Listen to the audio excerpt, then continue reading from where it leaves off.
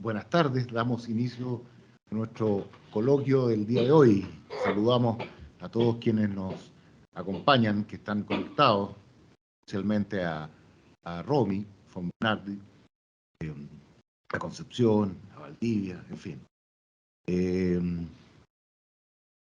Hoy día tenemos un coloquio que creemos que puede ser una especie de bálsamo después de haber hecho ese ciclo sobre la... Pero en fin. Y nos acompaña Carlos Mayet. Carlos Mayet es un arquitecto y magíster en Historia y Gestión de Patrimonio Cultural de la Universidad de los Andes. Es exdirector del Servicio Nacional, ha sido director del Servicio Nacional de Patrimonio Cultural y vicepresidente ejecutivo del Consejo de Monumentos Nacionales. Actualmente es director en la Fundación En Terreno y, para nosotros, lo más cercano es que es nuestro director de la Escuela de Arte y Conservación Patrimonial en nuestra universidad. Entonces damos la bienvenida a Carlos y quien nos va a exponer sobre artes y conservación del patrimonio. Adelante, Carlos, cuando quieras. Bueno, saludar a todos. Nosotros no los vemos, pero aquí tengo la pantalla de Emilio y sí los puedo ver. Pero saludar a todos y agradecerle esta invitación, Emilio, a Eugenio, a todo el equipo del instituto, de la escuela, por darnos una oportunidad de conversar sobre patrimonio, que es algo que nos gusta mucho, tenemos mucha voluntad y algo que pensamos que es muy importante, sobre todo en los tiempos que vivimos, no solamente desde un punto de vista de desapego de los problemas que tiene la polis, sino que también parte del problema que tiene la polis. La ética en relación al patrimonio también juega un rol súper relevante. Está conmigo también Nicolás Fernández, aquí a mi izquierda, que va a ser es el secretario de estudio de la licenciatura de la carrera, también arquitecto, y que me ayudó a hacer la presentación. Vamos a hablar una primera parte, un poco más teórica, un poco más tal vez intelectual, de cómo se produce la palabra patrimonial. A mí me interesa mucho entender de dónde viene para saber a dónde va y de dónde viene este concepto del patrimonio, ¿ya? Después, una segunda parte, vamos a ver casos en Chile, ampliar un poco la visión de lo que es el patrimonio y después vamos a finalizar para contarles brevemente en qué estamos en la licenciatura y cómo es y escuchar también ustedes algún feedback en relación a eso. El concepto de patrimonio definido en la UNESCO, ya es como el fijo, el clásico, no el de la RAE, sino que el de la UNESCO es que el patrimonio es el legado de la cultura que recibimos desde el pasado y que nosotros administramos un tiempo en el presente y que transmitimos a las generaciones futuras. O sea, nosotros tenemos que recibir algo, ojalá dejarlo mejor que lo recibimos y entregarlo al futuro, como esas leyes de los scouts también. ¿Ah? ¿Cómo llegamos a ese concepto del patrimonio cultural establecido en la UNESCO y que también tiene que ver con otro tipo de conceptos, por ejemplo, el natural, el inmaterial? El inmaterial tiene que ver con todo lo que es, digamos, los quehaceres que tienen que ver adentro del patrimonio cultural construido y, no sé, el patrimonio mundial y una serie de otras cosas que vamos a ver. Pero este concepto del patrimonio viene decantado más o menos a principios del siglo XX, ¿ya? Pero hay un proceso histórico que tiene que ver con el arte que también influyó mucho en la definición de patrimonio. Nosotros recibimos como el nombre de la licenciatura en Artes y Conservación del Patrimonio y hay personas que en el ámbito patrimonial dicen, ¿por qué artes? ¿Sí? Como que interrumpe un poco lo que es patrimonio. Y yo digo siempre, para algunas cosas conviene, para otras no, pero en general el arte tiene mucho que ver en la conformación de lo que fue el patrimonio cultural y lo vamos a ver acá. Hay un proyecto histórico que se fue desarrollando. Sí. Hay un proyecto histórico que se fue desarrollando durante el siglo, sobre todo y particularmente en el siglo XIX, hacia durante todo el siglo XIX, que definió lo que es el patrimonio. Porque antes de eso no existía la noción patrimonial. El nombre patrimonio no estaba referido a lo que nosotros conocemos como patrimonio. Antes, hasta ese momento de la historia del arte, lo que era arte estaba referido particularmente a lo que era el Renacimiento, el Barroco y toda esa experiencia clásica. Obviamente desde el punto de vista intelectual también estaba Grecia, por algo los pintores como el que estamos viendo ahí de Tintoretto, las bodas de Caná, dibujan con el estilo significa columna, corinto, jónico, dórico, etcétera, con los cánones clásicos. Así llegamos recién al siglo XIX, al 1800, más o menos, no voy a ser tan preciso, no tiene objetivo eso, pero llegamos a ese mundo en donde se miraba lo clásico, ¿ya? Pero a principios del siglo XX, Mark Rothko, en 1910, sin título, empieza a surgir lo que es la abstracción que uno conoce. A mi parecer, esto es algo más personal, el primer cuadro abstracto o arte que viene como a romper estos cánones tradicionales es el de Caspar Friedrich, Monje frente al mar, que está en un museo de Berlín y que es de 1810 más o menos, 1807, por ahí, y que está un monje abajo diminuto frente a la naturaleza que en sí misma repleta el cuadro, las nubes se salen, el mar. O sea, la naturaleza empieza como a jugar un rol orgánico en la vida del hombre, en su percepción psicológica. Esto es lo que llamamos todo lo que es el romanticismo, ¿ya? El romanticismo, Claude Debussy, todos esos tipos de actores del romántico que empiezan a cuestionar el rol antropocéntrico que conocíamos hasta esa época de la humanidad del arte occidental, estamos hablando, porque otra cosa es lo que pasa en otros lados. Y en el siglo XX, XXI, empieza a haber otro tipo de desarrollo. Por ejemplo, la marca Alessi italiana le encarga a Philippe Starck, un connotado diseñador industrial, también hace proyectos de arquitectura, belga, reciente, y hace estos sacajugos que parecen una nave y que los venden en un museo en París, en el Museo Pompidou, y que no tienen una funcionalidad. Chao con la funcionalidad, dice. Está Cristo, que envuelven el Reichstag en Berlín. Es una obra de arte. En la monumentalidad de la arquitectura está desde por qué el Guggenheim tiene esas placas, por qué la Torre Pisa, que es conocido, en Notre Dame con su canon neoclásico, las pirámides pasan a ser ahora súper importantes. Recordemos que hasta el siglo XIX todo ese mundo precolombino era absolutamente desdeñado, absolutamente desconocido, no estaba considerado como una obra de arte, y el mundo contemporáneo, ¿para qué decir cómo se construye la ciudad? Pero volvamos al siglo XIX. Hay varios pensadores, yo voy a poner uno porque es súper importante mencionarlo, que es John Ruskin. Tiene varios libros, el principal son Las 7 lámparas de la arquitectura, y estos críticos de arte en el siglo XIX son una respuesta que hay a ese ímpetu del mundo napoleónico, por ejemplo, o de la revolución industrial sobre todo, que vienen a derrocar todo ese movimiento tradicional, clásico, y a poner cánones de modernidad. No sé, por ejemplo, el caso más elocuente es París, con el barón Haussmann, y que demuelen París. O sea, la Torre Eiffel, hacer París de nuevo, en Londres estaba pasando lo mismo, en las grandes capitales. Entonces, estos grandes pensadores toman este mundo neoclásico, o este mundo clásico, por eso se llama el neoclásico del siglo XIX, lo toman y lo tratan de revalidar, de poner en valor, de buscar elementos que sean importantes.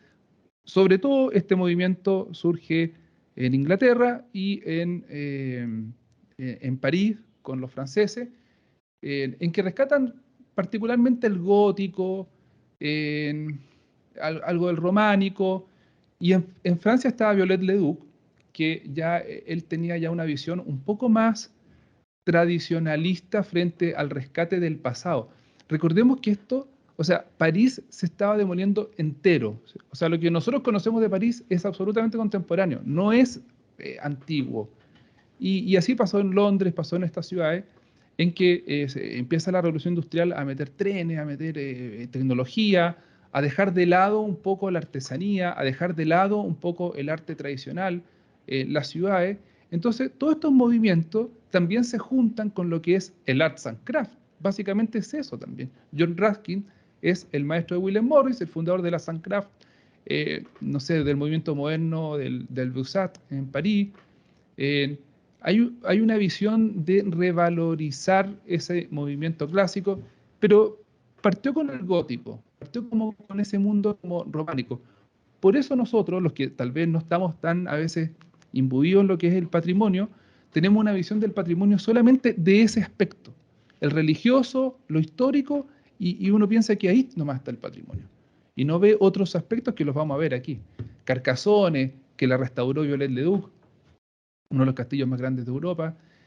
Si uno llega, esto es como para darle forma a lo que estoy diciendo. Viollet-le-Duc es como, no sé, la restauración de la moneda de los años 80 es como volver a restaurar lo original. En cambio, John Ruskin, este pensador, dice que hay que rescatar el patrimonio, pero no mentir. Y ahí surge el concepto de falso histórico, la honestidad, en una serie de conceptos que son más psicológicos, más tal vez espirituales incluso. Y dejar el paso del tiempo, el ladrillo a la vista, dejar las maderas, no restaurarlas para no mentir esa historia que pasó sobre un edificio. Porque él decía que si uno lo restauraba, cometía una falacia al omitir lo que hizo en su origen el autor y mentía. Entonces, cuando uno restaura un cuadro de artes visuales, por eso deja la parte antigua, porque si no miente, si no es otro autor. Entonces, está esa discusión en el patrimonio eterna, en un edificio hasta en un objeto pequeño que se restaura religioso, excepto en algunos espacios del patrimonio, por ejemplo, todo lo que es el arte religioso, impera esta visión del Leduc o del francés de restaurar completamente. Se quemó la Virgen del Carmen hace unos años, se restaura completamente. Pero el Palacio Pereira, vamos a dejar en vista esta historia de olvido del patrimonio y de sacrificio. Entonces, la Sagrada Lámpara de la Arquitectura es como una, por así decirlo, es como una Biblia así de los restauradores, pero está muy enfocada en esto, en la memoria, en la belleza, el poder, la verdad, el sacrificio, aspectos que son absolutamente espirituales, intelectuales. Y un caso muy particular que para seguir profundizando en este punto es la Catedral de San Paul, que ahí vemos una foto antigua, muy elocuente del gótico y destruida en la Segunda Guerra Mundial. Ahí vemos las procesiones para desacralizarla, después de los bombardeos, ahí está Winston Churchill, y así está hoy en día. Esa es una restauración arqueológica. ¿Por qué este tema arqueológico pasó a ser importante como dejar en vista lo que está, lo que encontramos? No volver a lo que ya no existe por el paso del tiempo. Volvemos al inicio, porque en el siglo XIX los arqueólogos empiezan a descubrir las pirámides, Egipto, el mundo Machu Picchu. Machu Picchu se descubrió a principio, en la primera mitad del siglo XX. Antes no existía, eso era pobre, era feo.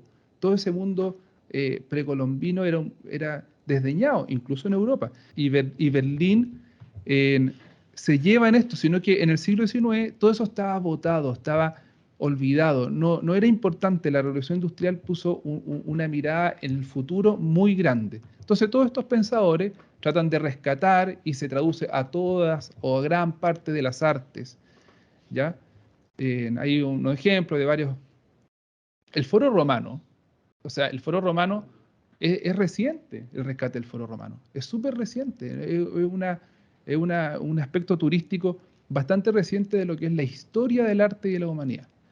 La abadía, estas ideas que hay ahora de transformar basílica en otras cosas, no sé. Es un concepto que el patrimonio viene a rescatar ese mundo pasado, ese legado, en un mundo presente que no tiene que ver con días, fechas. Es muy reciente, estamos hablando del siglo XIX, a la vuelta de la esquina. Por ejemplo, Teotihuacán. A mí me gusta este caso porque está la calzada de los muertos y que los mayas construyen, aquí hay azteca, pero también vivieron los mayas en esa zona, entre el siglo XII y el VI, en el periodo clásico, ¿ya? Y ahí está la pirámide del Sol. Esto también se descubrió año 1960, o sea, es súper reciente. Y la disciplina arqueológica es como que surge también mucho más dentro de todas las líneas de artes visuales del pintor, del escultor, del arquitecto, de todos los que trabajan, con una disciplina mucho más grande de lo que ellos descubren del pasado y no quieren transformar tanto. Por ejemplo, el rescate en Teotihuacán, si ustedes se fijan que la argamasa que junta las piedras tiene unos hoyitos y esos son para señalar que eso está reconstruido. No es original, eso está reconstruido. Lo encontraron y lo reconstruyeron. Las pinturas murales que dejan esas manchas, dejan el paso del tiempo. Aquí en Chile tenemos ejemplos. Tampoco nosotros estamos tan pobres en eso. Aquí hay mucho patrimonio, hay mucho en ese aspecto. La Basílica del Salvador, que tiene intervenciones antes, post terremoto, que está destruida en el 85, pero está con un proyecto de restauración, de levantamientos críticos, de levantamientos de daños, que básicamente es lo mismo que hace el arqueólogo, ¿ya? Que es el estado del edificio, lo que hace el doctor. Por eso hay una terminología médica para restaurar. No dañar tanto el espacio, el sujeto, tratar de no ser falsos históricos y no ponerle también elementos que hagan perder su composición original o sus valores intrínsecos. Otro gran ejemplo, así como internacional, es la restauración del Neues Museum que hizo David Chipperfield esto fue reciente, pero quedó un edificio del Museo de la Isla de los Museos en Berlín que quedó muy destruido. Hitler tenía una afición muy grande sobre lo que era la cultura clásica, sobre todo la romana, y la egipcia, los faraones, el César. Entonces tenía este museo como algo, y fue una de las primeras cosas que bombardearon con el bombardeo de Berlín, que justamente ayer se cumplió una fecha conmemorativa. Por ejemplo, la restauración que hace Chipperfield, escuela inglesa, John Ruskin, William Morris, arqueólogo, por así decirlo, es dejar esa huella al tiempo. No mentir, entre comillas, porque uno como no miente con hacer algo que es como un oficio. No, es como un tema, digamos, psicológico o intelectual, por así decirlo. Ahí vemos como las fotos, cómo era, cómo quedó con el bombardeo, cómo quedó con la restauración y la gran pieza del museo que es Nefertiti. Así es. Yo visité y lo único que miraba era la arquitectura y pasé como al lado de Nefertiti así, listo. Pero era importante. Y mirando yo, claro, uno estaba mirando cómo era la restauración, cómo hicieron con el ladrillo, cómo lo pusieron ahí, cómo dejaron el incendio marcado en la fachada. Lo nuevo tenía que diferenciarse con lo viejo. Son cánones de Carta de Venecia, de Carta de Atenas, de todas las cartas internacionales que la UNESCO ha establecido para el patrimonio, para la restauración, tanto de los bienes de artes visuales, bienes culturales y los bienes inmuebles, que son los edificios. Entonces es muy interesante porque ahí se diferencia lo que era nuevo, lo que se reconstruyó, lo que era antiguo, y también el edificio o el arte o el objeto restaurado cuenta una historia, cuenta un paso del tiempo. Lo interesante del patrimonio es que le ingresa al arte, le mete al arte la idea del tiempo.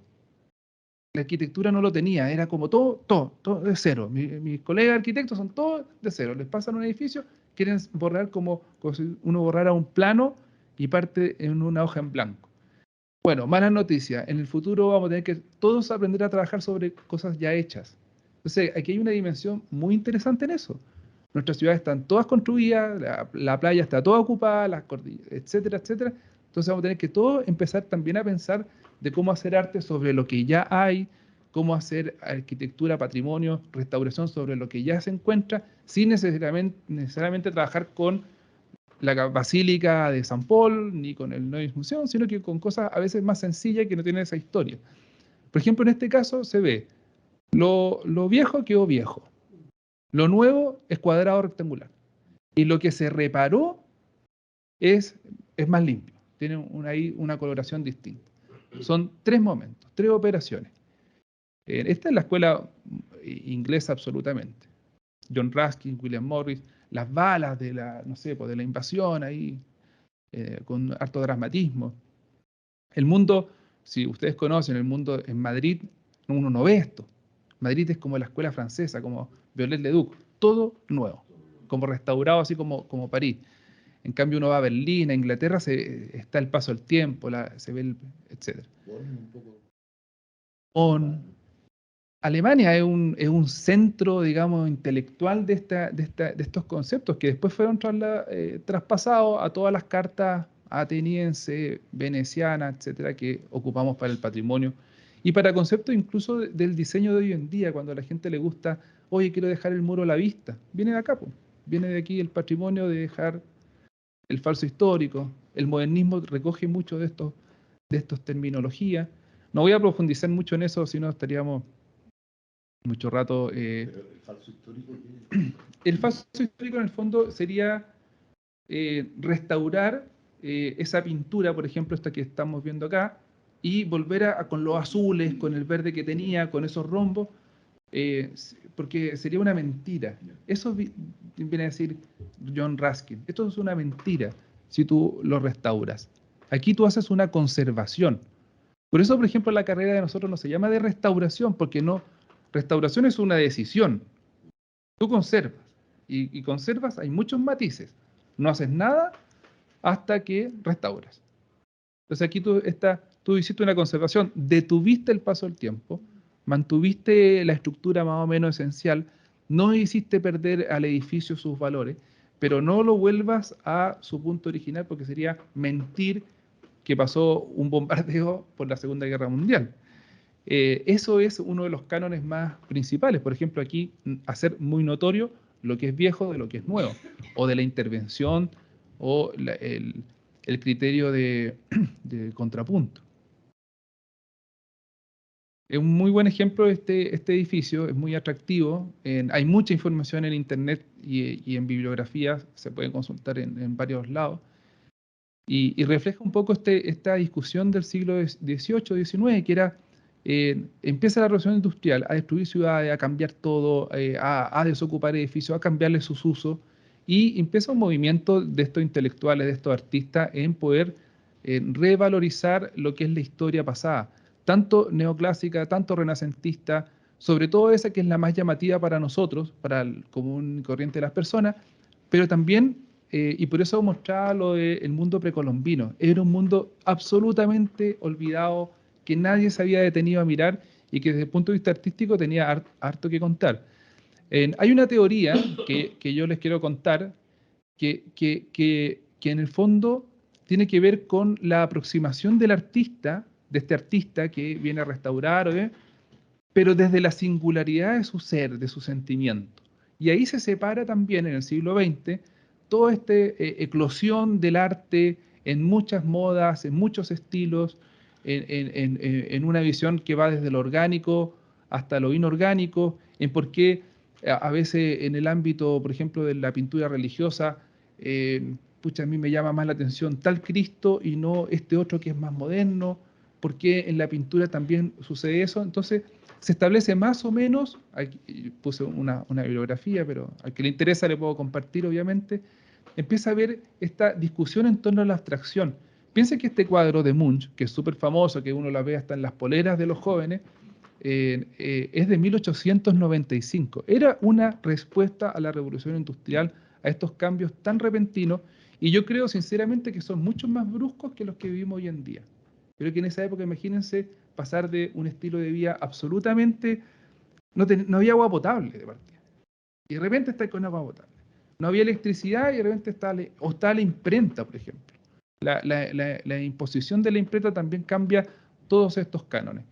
Entonces, esta combinación de todos estos componentes producen Es interesante porque en el fondo el artista es el primero en detectar ese cambio, sentimentalmente. Entonces, este cuadro que se llama La Torre de los Caballos Azules, es una pintura expresionista de 1913. Es súper antiguo, o sea, en 1913 nosotros estábamos construyendo la biblioteca, el Museo de Bellas Artes, aquí en Chile. Todavía no se empezó a construir la Biblioteca Nacional. Nosotros todavía estábamos pensando en el Renacimiento y el Neoclásico y ya habían artistas en el mundo anglosajón haciendo otro tipo de cuadros, en 1913, Kirchner. eh, entonces, esta teoría del Einfühlung se llama, que es como la singularidad psicológica y afectiva del espectador frente al arte. El arte ya no era como solamente el artesano súper experto, sino que era lo que a mí me producía esa obra de arte, lo que yo sentía, mi sentimiento frente a ese estilo.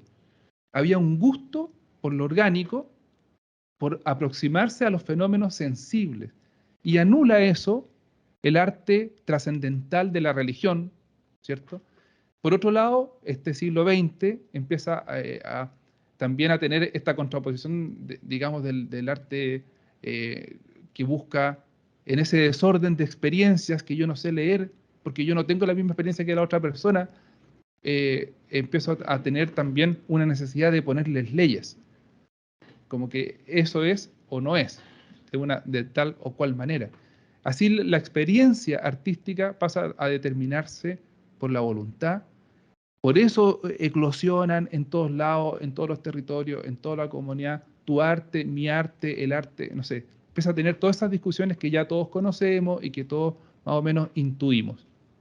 El arte religioso empieza a estar en ese mundo más inorgánico, que tal vez empieza como a buscar más leyes. Pero ahí el arte religioso es bien, digamos, singular porque yo lo encuentro familiar o primo del arte como prehistórico, porque tiene leyes, tiene medidas, tiene un tamaño como de la naturaleza, como con el ser humano, distinta a la abstracción psicológica. Y ahí se surge en esa grieta lo que yo estoy comentando del siglo XIX. Son una discusión absolutamente, digamos, entre lo orgánico, lo inorgánico, el mundo de los pueblos originarios. O sea, pensemos que en 1000 se inaugura la Torre Eiffel con zoológicos humanos al lado. Eso es impresionante. Yo pienso, eso fue ayer. Pudo haber estado mi bisabuelo en esa feria. Es bien increíble como pensar que están pasando muchos cambios muy, muy pronto, detectados en ámbitos artísticos, y que yo creo que surge por eso en estos pensadores el patrimonio, la conservación, como una forma de, como decía el concepto de la UNESCO, de entregar algo importante al futuro de la humanidad. En el ámbito de la arquitectura, ayer fue la conferencia de Kengo Kuma aquí en la universidad, en la Escuela de Arquitectura, y le tiró un palo al modernismo, porque el modernismo recoge casi al pie de la letra el borrar la historia hacia atrás y construir solo de cero las cosas. Eh, lo bueno es que hoy en día eso va bastante retirada porque hay una visión en general en rescatar, en reciclar, en la sustentabilidad, porque al final todo este ámbito singular del arte abstracto pasa a decirle al arte, yo tengo mi percepción, pero abre otros temas, como la naturaleza, los pueblos originarios, los artesanos, el valor del hacer las cosas, el valor de ser experto, el valor de la comunidad local. Empiezan a abrirse otros temas que yo creo que han ido cayendo lentamente en el sector más o menos patrimonial, porque busca constantemente estar rescatando cosas, ¿ya? Y menos mal que hoy en día está más o menos de moda el reciclaje, entonces pasa a tener como una incidencia, y ayer lo decía Kengo Kuma, un gran arquitecto, que era súper relevante. O sea, él decía, yo no construyo con hormigón y cemento porque encuentro que el gasto de trabajo, de materiales, es terrible. En cambio, él rescataba tecnologías locales, que la gente puede hacerlo, lo que hoy día se le pone el concepto de economía circular, pero tiene que ver con la restauración, desde una obra de arte chiquitita en que yo ocupo un material muy preciso hasta un edificio como los que estuvimos viendo. Ahora voy a entrar de lleno a lo que es el patrimonio, y nosotros estamos en un déficit como mundo español, como hablante castellano, porque nosotros tenemos solo una palabra para hablar sobre patrimonio, que es patrimonio. En cambio, en el mundo inglés y en el mundo francés hay más de dos: heritage, patrimony, legacy, o en francés lo mismo, patrimoine, l'héritage. Tienen más palabras para diferenciarse del patrimonio monetario o legal del patrimonio cultural. Nosotros tenemos que hacer más precisiones, y yo creo que por eso estamos un poco más atrás, y por eso se necesita que haya gente pensante en el mundo español que pueda elaborar más teorías sobre este tipo de cosas y poder incidir en los artistas. La dimensión física, la dimensión, digamos, el ethos que hemos hablado con Emilio, el ethos del arte, tiene que ver con esta dimensión de rescatar una dimensión que ya no es intelectual del ser humano, sino que también doméstica, ¿ya? Por eso el artesano también empieza a tener también una relevancia muy relevante. El trabajo que hay en torno a la madera, el rescate de bodegas, o sea, a todo, en el fondo, el molino que se incendió es un molino, y es valioso pero es una madera. No es valioso porque es una madera, alguien puede decir. Pero esa madera tiene una historia. Es de colonos alemanes, hay una persona que vivió, etc. Eso es el patrimonio. Tú puedes tener una botella, pero si en esa botella la tomó Pablo de Roca, es patrimonio. O sea, la significancia que le da una comunidad a un material que puede ser pobre es súper importante. Esa foto es muy buena, desde la construcción de la Torre Eiffel. Puse aquí una foto en madera porque yo encuentro que la madera es algo que también contemporáneamente está tomando más valor que antes. La gente te dice, quiero mi casa firme. Entonces la madera es como que no es firme, pero hoy día hay tecnologías que la reparan. En el mundo también del diseño, el artesano, el artista, también tiene que ver ahí. La construcción de hélices de la aeropostal en madera, la construcción de estos vagones del Expreso Oriente en 1900, esos son puros artesanos. Con respeto, no es el artesano que uno ve tal vez con respeto en el Paseo Huérfano. Esto es un artesano, artista, que trabaja, que era... O sea, Miguel Ángel era un artesano, Leonardo era un artesano. O sea, todo ese trabajo de la guacería que vemos en ese espacio, los carros, los maestros chasquilla que uno conoce, los carros de sangre, el auto a caballo en 1900, la rueda, el vestido, el sombrero, la maleta, etcétera, tienen que ver con el arte. Los barcos de lujo, por ejemplo. Ya, pero esto, ¿quién los va a mantener después? ¿Quién va a hacer conservación de estos elementos que son importantes para no perder el material, para no botarlo? Ya sabemos que la basura, etcétera. Por ejemplo, la imprenta, los diseños de barcos, eh, el mundo también agrícola, que es tan propio de nuestro país. Hay ideas nuevas que ha impulsado gente como emprendimientos, como son los pisos de duelas de madera. Las duelas son las maderas de las barricas, y que se ocupan a veces en algunos pisos para decoración. Hay ideas y trabajos. Recientemente, en Chile fue representado en una importante feria que se hizo en el Gran Palais de París, ahora en marzo, abril, y llevó a 29 artesanos creadores a exponer sus obras. Estuvo ahí durante mayo, junio, creo, y la artesanía también juega un rol de rescate local, doméstico. Muchas de las personas que trabajan en torno a la artesanía son dueñas de casa, cuidadoras. Hay también un cochayuyo, hay un trabajo,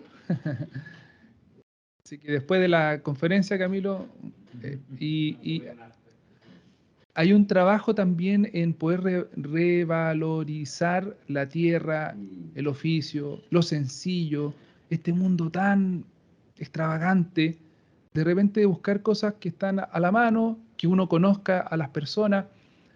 Hay una búsqueda también en ese sentido, no solamente esto está en Chile, pero está en Europa, o sea, es global, es un problema global.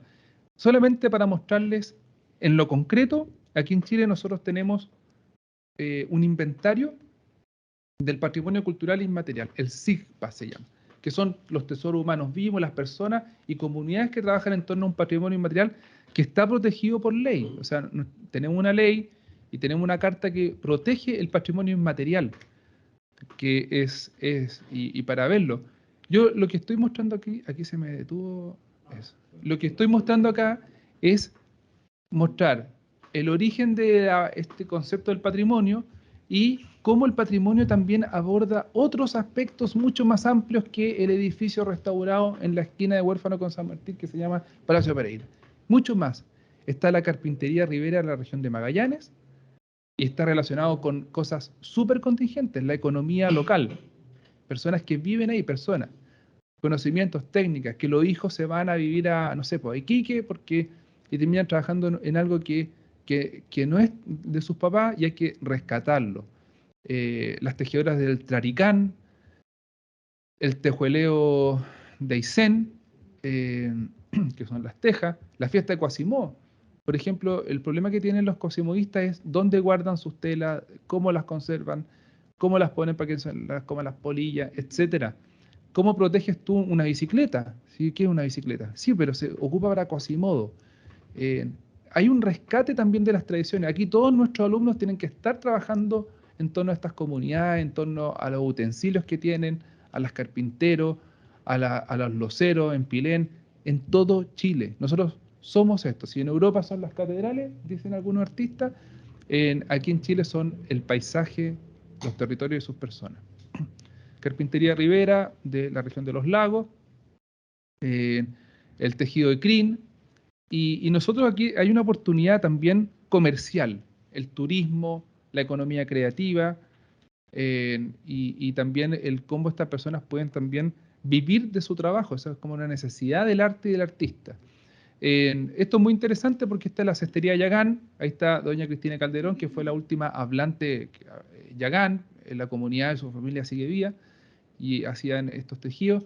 Para nosotros, para Nicolás, que conmigo nos gusta mucho este tema del mundo yagano, fueguino y canoero, nosotros participamos, lideramos la restitución de algunas piezas del Museo de Historia Natural de la colección de Gusinde, de este sacerdote del Verbo Divino que vivió hace como 100 años con la comunidad yagán y los ayudó a rescatar sus tradiciones, sus máscaras, sus canoas, sus flechas, Entonces ahí en la foto a la izquierda, el que está agachado pintando era el abuelo de doña Cristina de la foto anterior, que está pintando una máscara. Allá atrás se ve a Martín Gusinde en la casita y están ahí probándose la máscara y nosotros llevamos esa máscara al Museo de Puerto William y se puede ver allá. Fue muy emotivo. Hay familias y personas que han dejado de pensar en su familia, como que no les gusta que los relacionen a los yaganes, pero con esto nos conseguimos unas personas, fueron y ahora están súper como comprometidas con estos proyectos. Y aquí se necesita conservación.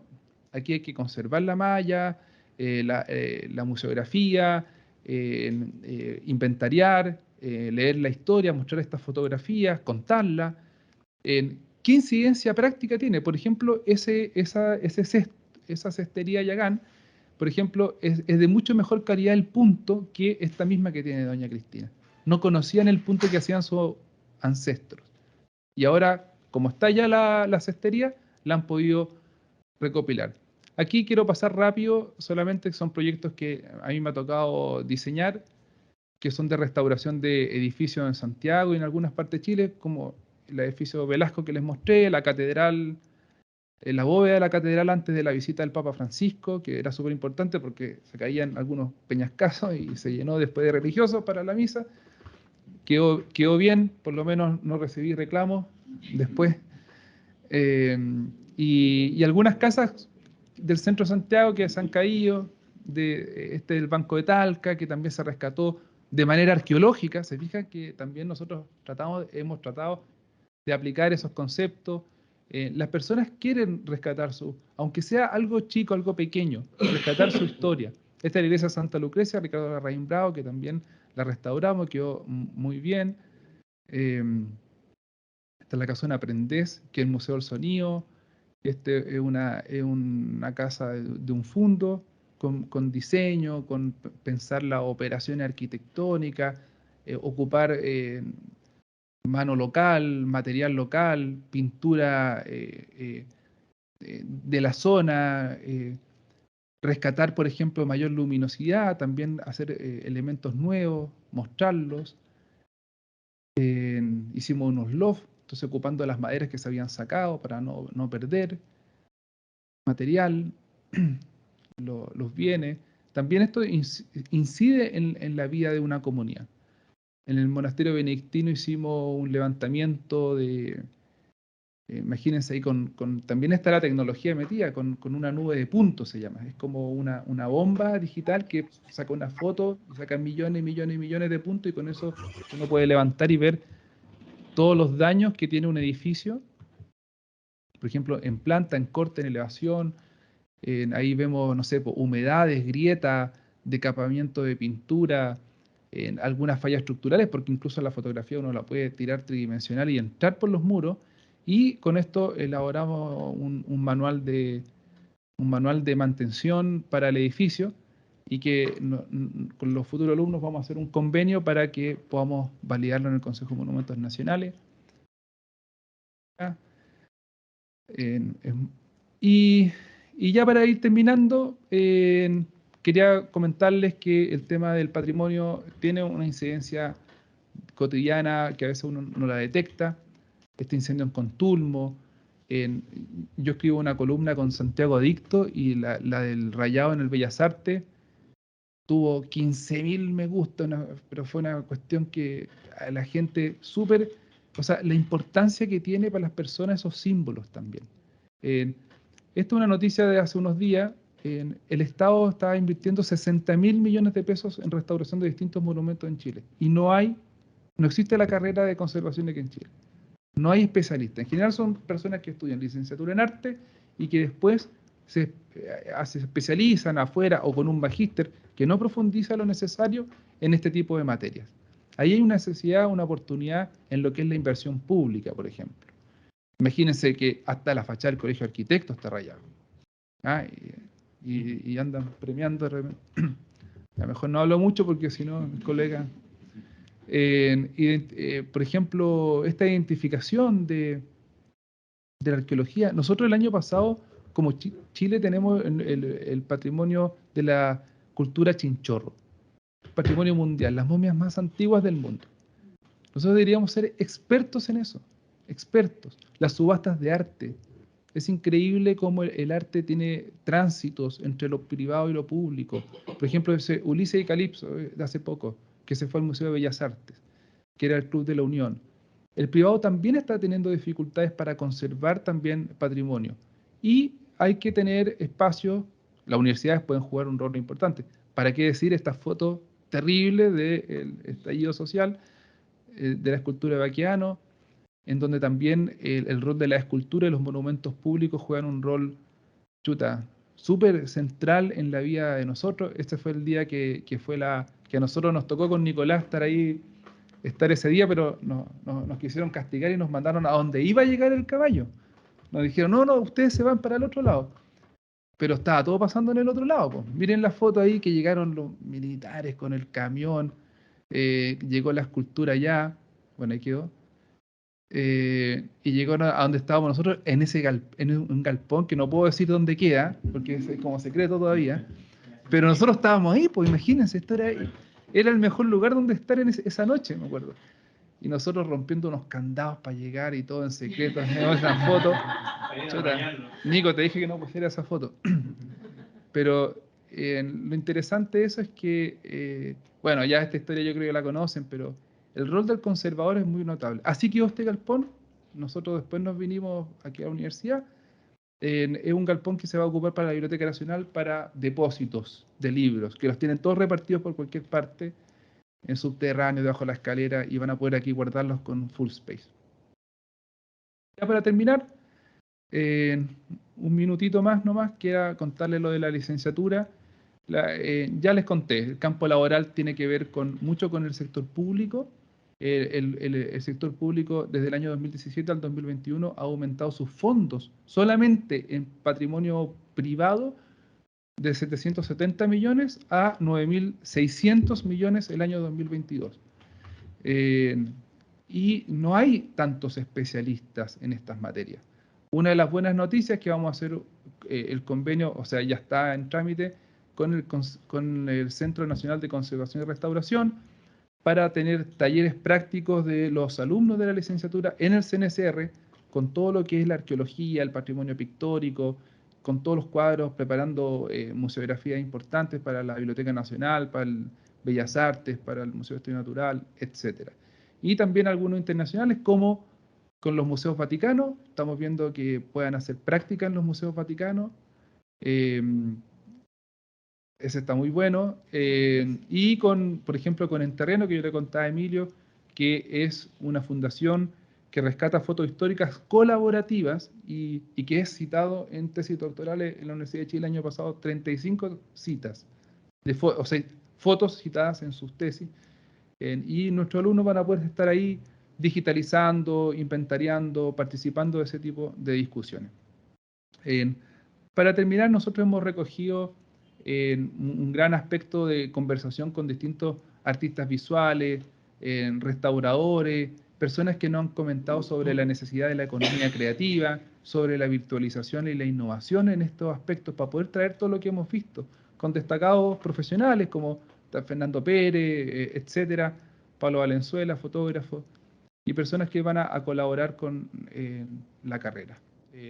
Básicamente nosotros recogimos 5 áreas importantes. Uno es la conservación, las artes visuales como algo tal vez un poco no tan preponderante como la conservación en sí, la historia del arte o historia de la cultura, la economía creativa también como algo súper importante de formalización del trabajo del arte o del artista o del artesano y del conservador en patrimonio que vimos que es y eso lo recogimos en una malla que tiene 4 semestres del bachillerato y después a partir del semestre 5 propio de la licenciatura en Arte y Conservación del Patrimonio, que es el taller de conservación, la historia, el emprendimiento y la innovación, que eso va a ser transversal en nuestra facultad con ingenieros, con arquitectos. El trabajo multidisciplinar es clave y es vital, y con algunos electivos que estamos viendo con temas de vitrales, con temas de arqueología también, y con otros que hemos ido trabajando. Muchas gracias. Muy bien. Muchas gracias, Carlos, por tu muy bonita y preparada presentación. Así es que se da espacio para comentarios, preguntas. Gonzalo Larios tiene alzada su mano. Adelante, Gonzalo. ¿Gonzalo? ¿Se escucha bien? Sí, perfectamente. ¿Sí? Sí. Bien, felicitar a Carlos por su presentación. No tenía la oportunidad de conocerlo, he escuchado mucho de él a través de su hermano y a través de todos ustedes. Carlos, muy interesante tu exposición y el énfasis que le das precisamente a lo que ha señalado Morris y Raskin en relación a la conservación del patrimonio y al concepto de patrimonio. En la medida en que yo creo que tú y yo estamos un poquito fuera de foco en este coloquio de filósofos, yo creo que a lo mejor les sería interesante a quienes nos están escuchando y te están escuchando a ti, que a lo mejor hicieras o pudieras profundizar algo en relación al concepto de ética y a la importancia y la relación de la ética y el arte en John Ruskin, que es precisamente algo que creo que a la audiencia le puede ser particularmente interesante. Gracias, Gonzalo. También no nos conocemos, pero también he escuchado mucho de ti. Ah, en algunos almuerzos de domingo, sí. No, y filosofías, sí, yo también a mí me intimida a veces, pero no, yo he leído harto de filosofía y quiero contar que tal vez la ética social o el impacto que tiene ese pensamiento de John Ruskin, que uno puede decir que lo inaugura, pero como vimos, ya venían algunas insinuaciones antes, en el siglo XIX. Yo creo que fundamentalmente la Revolución Francesa como que provoca un abanico de destrucción. No hago ningún juicio de eso, sino que de personas que quieren, digamos, no sé, por qué está esa iglesia tan rica y con llena de oro y yo vivo mal en el centro de París. O sea, la discusión del barón Haussmann, destruyendo París para abrir las grandes rotondas, para poner la Torre Eiffel, para poner el Arco de Triunfo y conectarlo así perfectamente con todas las otras plazas de Víctor Hugo, los Campos Elíseos, etcétera, en todo ese ímpetu que está en un periodo muy corto de tiempo. O sea, estábamos en 1700, 1830, estaba ya entrando Napoleón. Napoleón echó a muchos conventos, o sea, destruyó Cluny, por ejemplo, que era una de las abadías benedictinas más grandes de Europa, y Cluny terminó en la isla de White, en Inglaterra, donde entró el padre Pedro Subercaseaux como monje, y de ahí él viajó a Chile y fundó los benedictinos de acá. O sea, venimos de la herencia napoleónica, y entonces estaba ese mundo como se estaba destruyendo mucho. Y yo creo que más que lo que pasa hoy en día, que ya no es impresionante, y entonces estos pensadores como John Ruskin dicen, oye, esto es terrible, en poco tiempo se está destruyendo todo lo que hemos visto hacia atrás y hay que rescatarlo, hay que preservarlo, hay que conservarlo, hay que adorar las cenizas también. A veces uno dice, oye, no adoremos las cenizas nomás y miremos por el futuro, pero también hay que adorar las cenizas, las cenizas de los pasados, por eso se llama legado, patrimonio, heritage. Es que nosotros, como dice el concepto de la UNESCO, mantenemos algo un tiempo y lo entregamos, porque no nos pertenece. Estamos todos de paso, o sea, eso es lo que mejor nos pueden decir los filósofos, es que vamos a morir. Les quiero contar una noticia que no sé si sabía, pero todos vamos a morir. Entonces, nada nos pertenece. Lo siento, les quiero decir eso. Y entonces estos pensadores, desde el punto de vista ético, claro, rescatan a los artesanos que habían sido desdeñados, rescatan a esas personas que trabajaron atrás, de respetarlas. O sea, ¿cómo tú respetas a alguien con un edificio?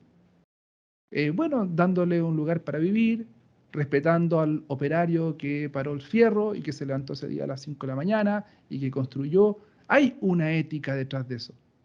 Entonces, eso es súper interesante de mirarlo desde el punto de vista de cuando se construye un gabinete de antigüedades, que es lo que hoy en día es un museo, donde se trae una comunidad a participar en eso, donde se crean fundaciones que ponen en valor eso desde el punto de vista digital, con las nuevas personas, audiencias, comunidades, jóvenes. Es decir, lo que en el fondo inaugura John Ruskin o proclama es una ética del patrimonio o una ética social desde el ámbito patrimonial en el siglo XIX y que se va decantando en diferentes disciplinas más sensibles a esos aspectos.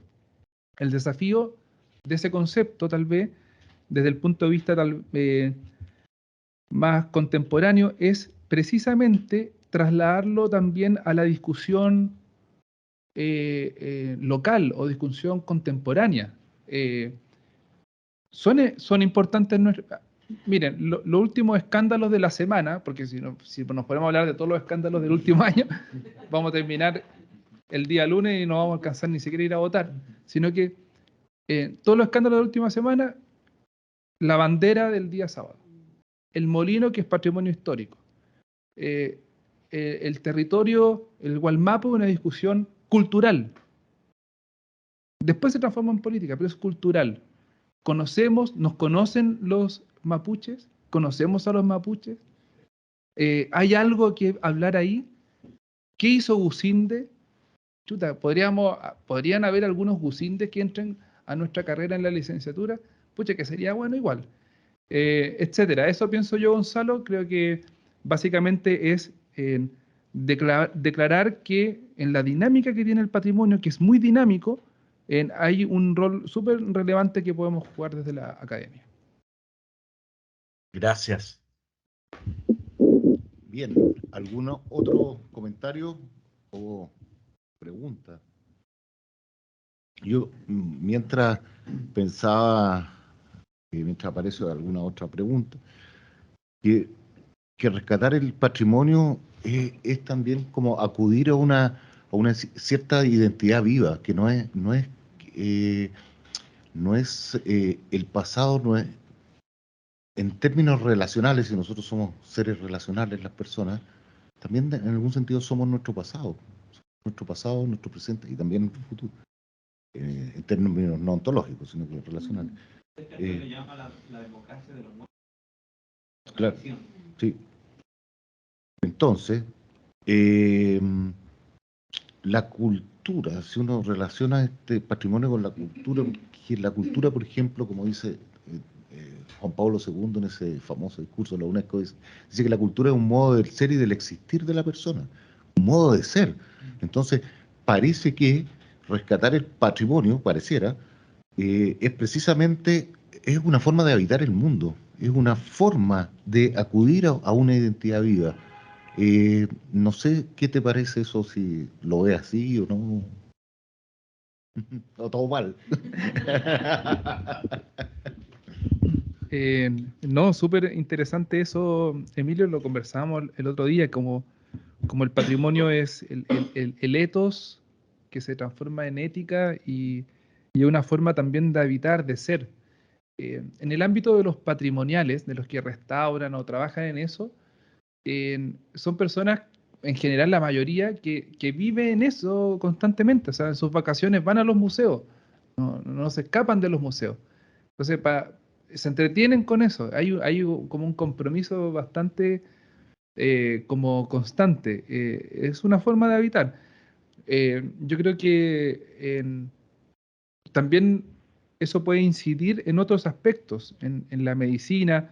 A mí me llama la atención que muchos conceptos de la restauración de edificios o de bienes o de pintura vienen como de la medicina, porque estos teóricos como Raskin y los que vinieron después, en el fondo el médico analiza, hace un levantamiento, un diagnóstico de un edificio, un diagnóstico crítico. Lo mismo que los conceptos que hacen los planos del patrimonial. Después que ven dónde están las grietas, van a lo que es más urgente. Tratan de no ponerle tantas muletas, tantas cosas que hagan perder su fisonomía completa o deje de ser lo que era esa persona antes. ¿Hasta qué minuto lo sanan? ¿Hasta cuando era un niño recién nacido o un poco que pueda caminar? Ahí hay discusiones súper intelectuales de qué decisión tomar. Tiene que ser muy criterioso, entonces por eso es como lo que dice Gonzalo de la ética. Tener buen criterio. ¿Qué es? ¿Dónde está esa medida? Usted es especialista en eso, o sea, ¿cómo definir ese criterio? ¿Hasta dónde intervengo? ¿Hasta dónde dejo? ¿Cómo incluyo una comunidad? Como dice Emilio, es súper interesante porque yo contaba ahí lo de Quasimodo, pero por ejemplo en el caso con Nicolás, que hemos trabajado en lo de la cultura de los yaganes, había una persona ahí que nos acompañó a ese viaje, que hicimos ese viaje al Museo de Puerto Williams, con la máscara, con el alfojar y el bote, el barquito chico, y había una persona que trabajaba con nosotros en el servicio de patrimonio, que era descendiente, pero no muy reconocido, ya está más, como que uno piensa que es más lejos de su origen. Pero cuando fue allá le hizo demasiado respuesta, sentido, vio la naturaleza, vio sus raíces, se sentía orgullosa. Entonces ahora volví a ser como... Entonces, chuta, el impacto que tiene este tipo de cosas son súper notables en las personas, son súper silenciosas, Yo creo que también hay un rol de saber comunicar, porque la forma de habitar también tiene que ir divulgándose de alguna manera. Y nada, yo creo que ahí lo que tú dices de la forma de habitar el mundo, la ética, va a ser relevante en lo que viene, así, en esta discusión constitucional o lo que sucede en la polis. ¿Cómo reconstruir la ciudad? No sé si han ido al centro de Santiago o el otro día en la avenida Francisco Aguirre, cómo están las ciudades. ¿Cómo reconstruir eso? ¿Nos olvidamos de eso? ¿Miramos para el lado? Ahora la discusión está cómo vamos a encarar ese tipo de cosas, los monumentos, los emblemas. Hay harto y lo bueno es que la universidad al parecer está muy convencida y quiere dar una respuesta. Y eso es súper notable. Muchas personas de las que hemos consultado han dicho que eso es súper valiente y eso también habla muy bien de la universidad, de querer dar respuesta a eso en una sociedad.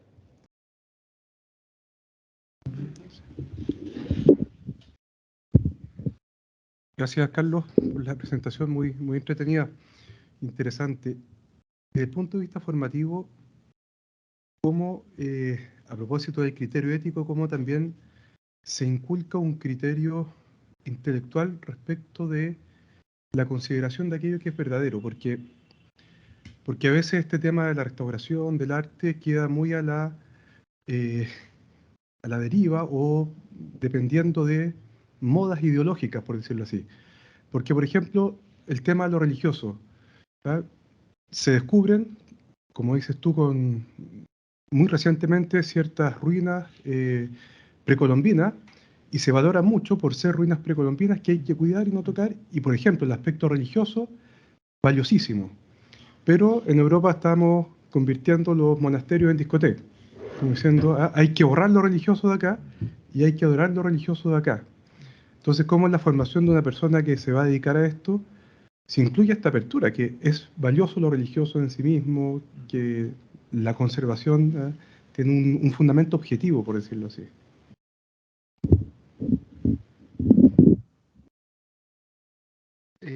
Sí, por ejemplo, nosotros trabajamos en el Ministerio de las Públicas y la inversión en restauración de iglesias iba en disminución franca porque, no sé, hasta el año 2000, no me acuerdo que era el 16 o 15 por ahí, el 60% de la inversión de patrimonio era para sitios religiosos. Entonces, había mucha gente que cuestionaba eso, lo que tú dices, lo cuestionaban, porque decían, oye, ¿por qué si eso es privado? Ya, esa frase es terrible porque en el fondo lo que hizo la Iglesia Católica es construir patrimonio. O sea, si uno va, porque esa persona que opina eso no ha ido, parece, por ejemplo, a ver en la ruta de la Plata que está en el norte, la Fundación Altiplano, que ha rescatado, con las comunidades rescatan la iglesia, o sea, ellos mismos la sienten muy propia. Hay mucho que hemos caído, obvio, como en las noticias, y nosotros tenemos que tener súper presente de formar a los alumnos en respetuoso en todo ese ámbito. O sea, yo creo que en el ámbito patrimonial sí, uno escucha mucho de por qué a la iglesia no le cambian los usos, que se incendiaron, o por ejemplo, yo pienso, ¿qué vamos a hacer con la escultura militar? Que uno dice, pucha, igual son héroes de la patria, igual tienen una historia. El pobre Baqueano tenía 16 capas de pintura, que hubo que sacar así 16 capas de pintura, y tenía unos piquetes así escondidos y todo. Y uno dice, la hizo un artista, Nicanor Plaza, un gallo que premiado por todos lados. Entonces lo que tú dices es muy, muy cierto, que el alumno tiene que saber valorar el rol que cualquier cultura aporta a la ciudad, a la ciudadanía, al pueblo, al territorio, a la historia. Creo que es como ese concepto de la UNESCO que lo resume muy bien, porque no es nadie, ¿cómo tú decides que eso ya dejó de ser patrimonio? O sea, tú decís que la iglesia ya, mira, lo que hicieron los jesuitas, desde ahora en adelante ya no es patrimonio. No, porque hay un grupo de la sociedad muy grande que fue construido en torno a eso. Por ejemplo, cuando tú estás haciendo la pregunta, yo me acordaba de esa casona que nosotros restauramos, que queda en el monte, y la familia vivió ahí cuando eran más chicos, y el inquilino, que todavía vive y que cuando la restauramos él nos contaba que se criaban juntos. Entonces también ese rollo del patrón con el otro, que no sé qué, el mismo inquilino me decía, no, nosotros aquí con don no sé qué, estudiaron juntos en el colegio, jugaban juntos y tenían una relación de mucho respeto, pero era un ecosistema bastante integral, bastante ordenado, muy respetuoso, que se ha perdido. Claro, el concepto del tema de la iglesia es mucho más amplio, pero evidentemente uno tiene que reconocer lo que se ha construido, digamos, la iglesia en el arte mismo, o sea, las grandes pinturas, los grandes mecenas. en- y tal vez ya para terminar esa respuesta era decir que igual la iglesia tiene un rol, la iglesia como comunidad, no solamente, digamos, alguien en particular, sino que la iglesia un rol de mecenazgo. Yo creo que en estos grandes artistas, Miguel Ángel, Leonardo, el Renacimiento, el rol de la iglesia fue de mecenazgo, de que esas personas estén ahí, estén haciendo cosas importantes, bonitas, detectar, y que nosotros, ojalá en la carrera, podamos recibir un futuro Miguel Ángel, un futuro Gusinde, un futuro Leonardo. También en cierta medida es un mecenazgo para poder proteger el patrimonio, porque claro, se le ocurre a un burócrata que de un minuto a otro eso ya no es patrimonio. No, de ahí, mira, se acabó ya. No, y claro, sí, se valorizan ahora por temas más políticos una cosa más que otra, pero esa discusión hay que darla, hay que defenderla, hay que promoverla.